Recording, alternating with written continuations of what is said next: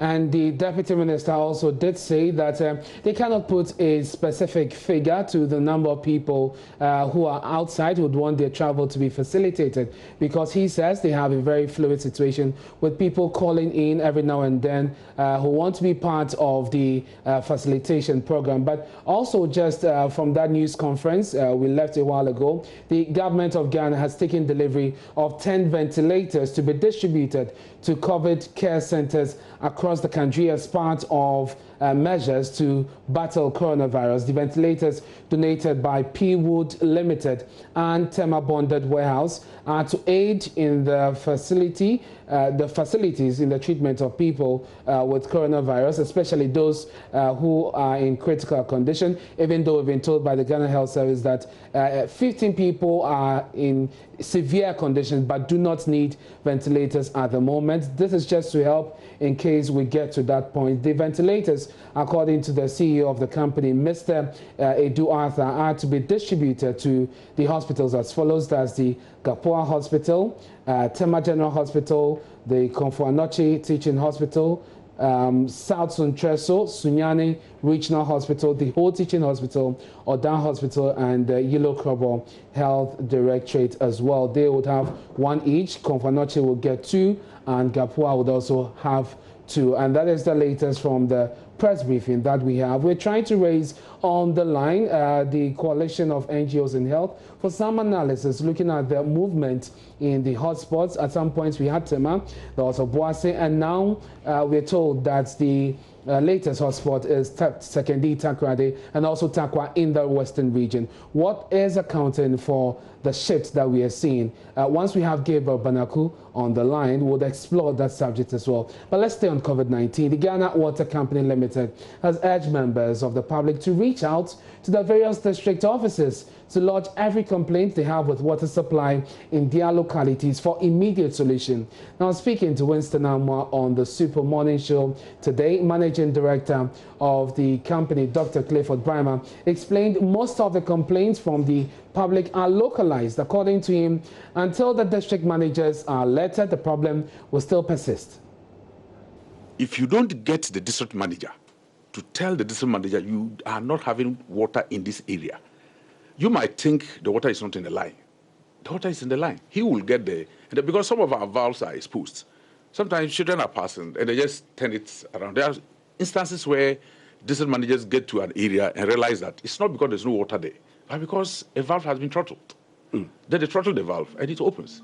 And people should get onto, you see, when they get to the radio stations, it takes you time to get to us. And then we go back into the area. But if they get very close to our district, some of these complaints would have been minimal. We are not saying it will be completely zero, but it will be minimized. So a clear case of one person who joined us yesterday. He said he had actually complained at Ekropon Kwapim. He had complained several times, and still the situation remained unchanged. So that's just by way of letting you know that some persons actually complain and their situations are not solved. I just want a bit of clarification here. So when you fix the problems, the time lag that you talk about, what is it? So we can have a very good understanding of the challenges we're dealing with.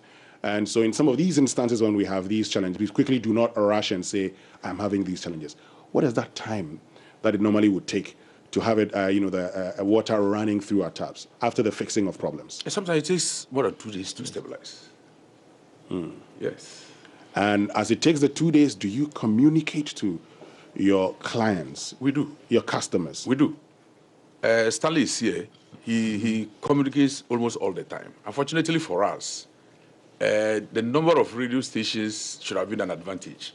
But it tends along the line not to be an advantage because you are speaking on one radio station and your customer is listening to another one. And so it goes without him, and you must get everybody. And so we have now instructed our districts to put their public address systems on their vehicles, so that they localize the announcements, and then the customers will get the information as quickly as possible. You talked about, wanting to deliver uninterrupted water supply, but then, you've talked about the infrastructure.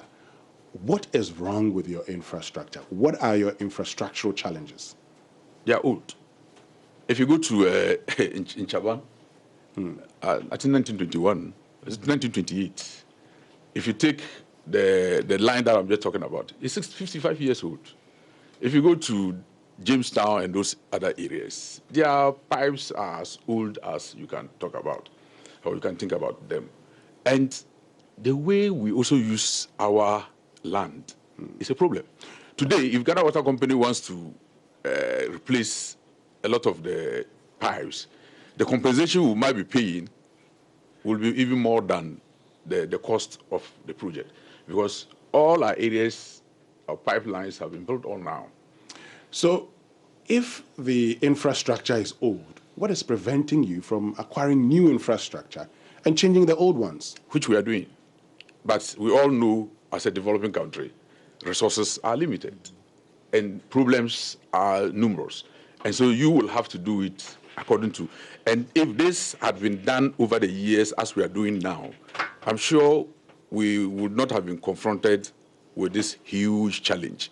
But we have come to meet it, and we are doing our necessary best to make sure that we get the challenges, but we are looking also beyond today, what will also leave as a legacy for people that will come and exactly. inherit the system. We'll activate the phone lines shortly, but when you say we know the challenges with money, we pay for the water we use, don't we?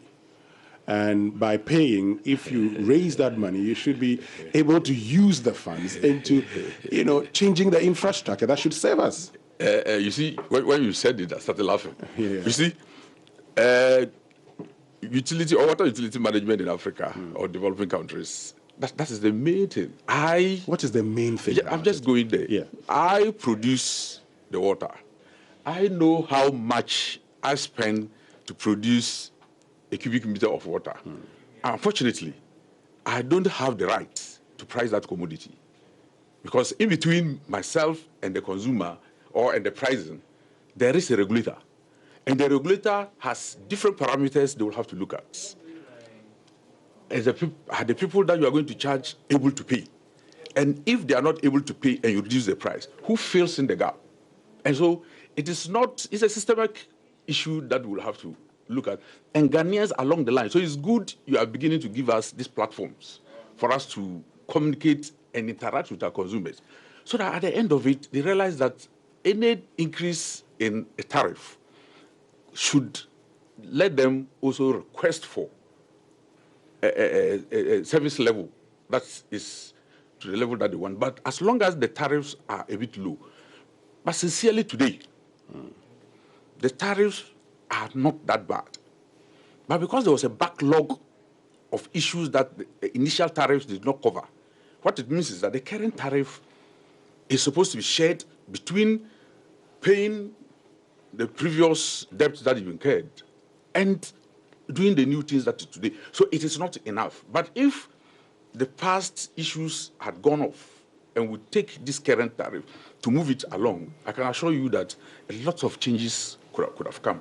And the other thing is that when you are putting the tariff, what are the real parameters we put in?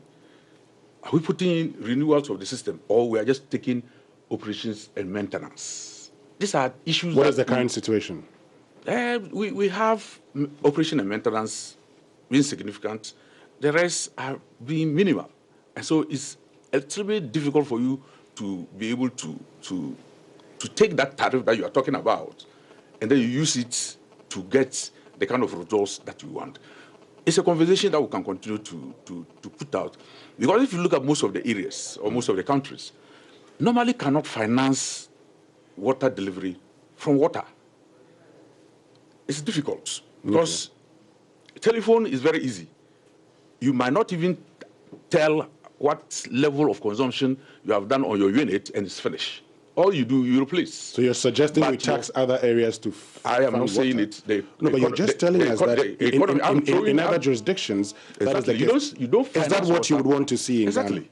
If it happens, because there should be cross-subsidy across the country. There are other areas where people will not bother. They will complain, but they will still go ahead and do what they have to do.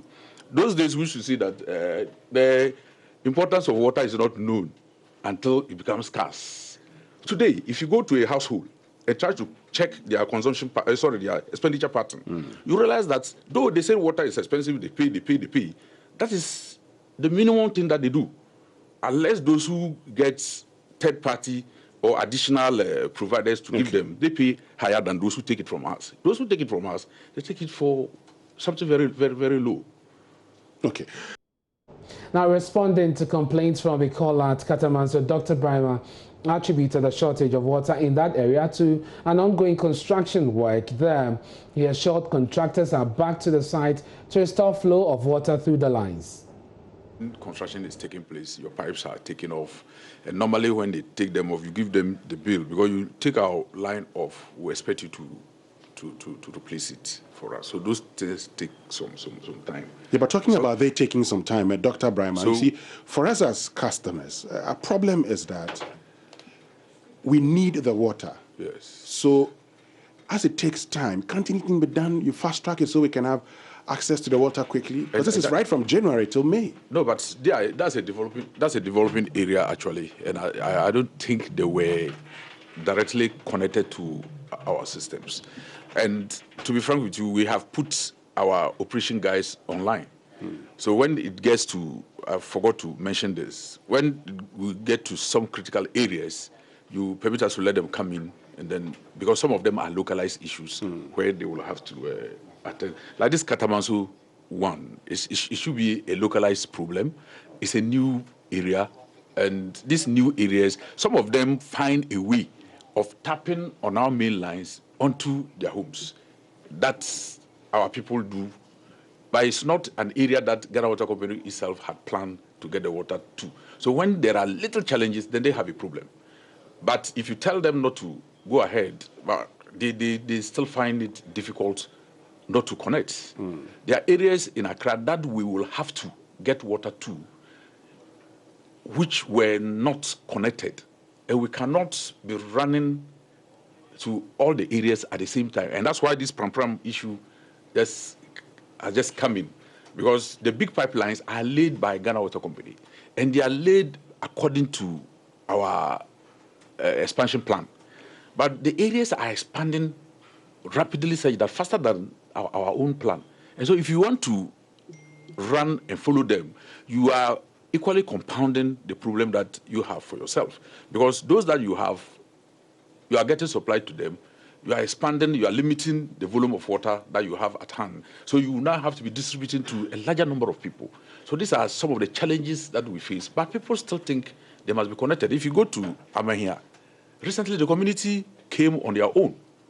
That they had even, I don't know who gave them that, they had collected their own monies from the people to come and see Ghana Water Company how we can collaborate with them to get them. So we had to buy the pipes for them, and then they decide to do the digging for us to lay the pipes for them. So Ghana Water Company is supposed to buy the pipes, but sometimes we expect the community to do the digging. There are two issues that we will not even have to spend. Wenchi is not Ghana Water Company. It's Community Water and Sanitation Agency.